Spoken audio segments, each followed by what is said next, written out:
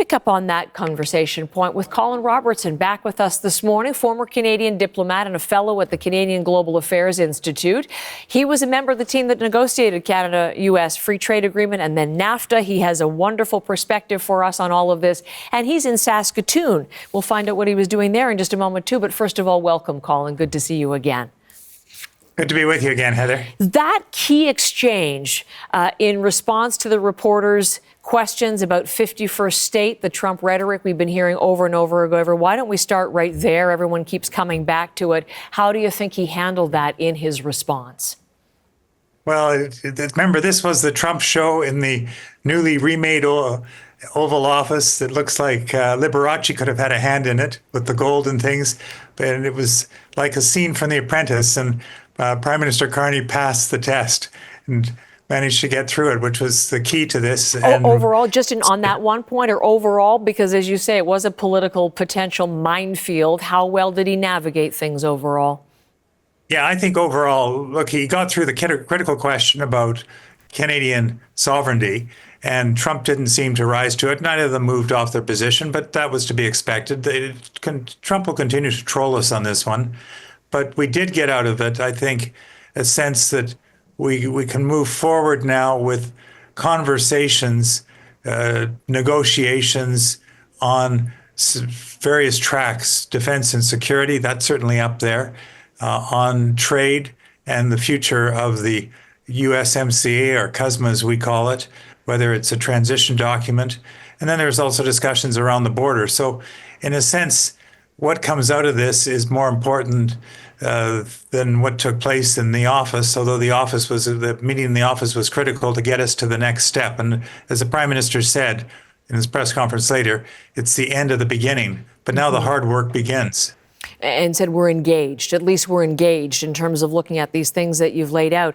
I would like to look to the future with you in just a second, but I'm curious how you assessed when he navigated things as well as you think he did. What do you think was the key to that? What was his strategic approach that worked so well? Well, he said on various occasions, prepare, and preparation. So I think this is a prime minister who's he's the most experienced prime minister, you think about it, to come to office since Lester Pearson, given his international experience with the banks, International Financial Stability Board, role as an envoy, climate envoy for the UN. So, this is a world in which he is used to moving, and he earned it not on sort of style or name, but really on achievement. And I think Trump respects that. He's a banker as well, and I think Trump, as a property developer, their best friends are bankers. And he mentioned that in that key response, didn't he? Real estate. That was seeming to be obviously not a random selection, not a random detail that he put into that answer. So as we look to the future, then, as you say, these processes and these tracks underway for Canada, as far as the CUSMA goes, USMCA or CUSMA, Canada-US, Mexico trade agreement, what do you see now as being underway in the process? Well, I think the first one is, obviously we'd like to have the tariffs lifted. And I think there potentially could be some movement on the fentanyl tariffs. Now, I think we're going to have to live with tariffs. It's just the way life is going to be going forward, a bit like we've lived with the tariffs on softwood lumber now for decades. It's managed trade. Our auto industry is, in a sense, managed trade. That was part of the outcome of the CUSMA. I think we're going to be seeing tariffs because Donald Trump needs the tariff revenue in order to give the Americans the tax cut. And because we're one of the big three trading partners, the Prime Minister said it himself, we're the principal client for 40 American states. Well, that's potential revenue. So I don't think that part is going to change. So it's a matter of how, as you say, we navigate through it and come up with a new arrangement that works for us, because you can't change geography, and the United States is still the biggest market in the world. And certainly in my discussions with industry and business, this is still the preferred market to do business with if we can find a way through the thicket of the tariffs. How far along the path do you think we'll be by the time they meet again in Kananaskis next month? Oh, I think we'll have conversations. Remember, there's a whole queue of other countries.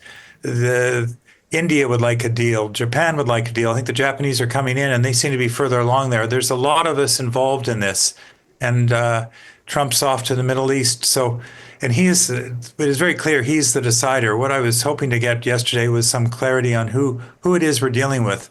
Probably Lutnick. Didn't look like it's the U.S. Trade Representative Jameson Greer. He didn't seem to be in the room. Maybe Marco Rubio, but that may be the track on the global affairs side of things, which of course takes us to Kananaskis. And of course, the conversation began with Trump talking about Gaza, the Houthis, and Ukraine. And again, that's how normal conversations with G7 leaders do begin. Some people were surprised, but that's how it begins. The U.S. has that burden of primacy. And while Trump wants to withdraw, that's how he began. And that's a track that certainly Carney can speak to as well, and underlines the importance of why we have an international diplomatic presence. And indeed, the importance of, many people have been telling me this morning, of his commitment to actually attending in person come next month, that he will be there in Alberta. Just one quick second before I let you go. The fact that you're there in Saskatoon on business, an interesting, you were telling me off camera, panel discussion about trade and tariffs and the current reality for businesses in Saskatchewan. And this was something, an initiative from the Scott Moe government.